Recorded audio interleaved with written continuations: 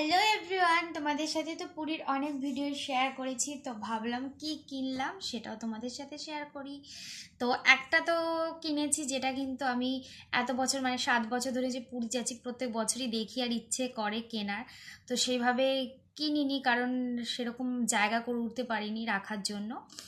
তো এইবার সেটা কিনেছি, আর তার সাথে আরও একটা জিনিস কিনেছি, চলো সেটা দেখাই আগে।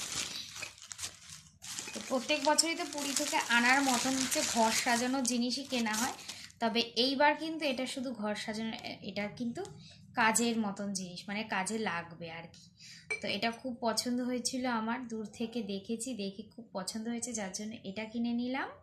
এটাতে নুন রাখতে পারবে, এছাড়াও কিন্তু অন্যান্য জিনিসও রাখা যাবে। তো এটা কিনেছি।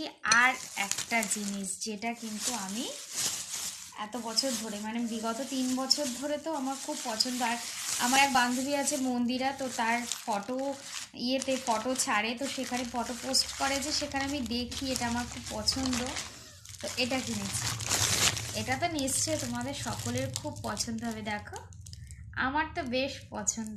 প্রত্যেকবার ভাবি কিনবো কিনবো কিনবো, বলে না যে ঠাকুর যদি আসতে না চায় তোমার বাড়িতে আনা যায় না। তো এইবার আসতে চেয়েছে বাবা, সেই কারণে কিন্তু নিয়ে আসতে পেরেছি। তো কেমন লাগছে কিন্তু অবশ্যই একটা কমেন্ট করবে। টাটা।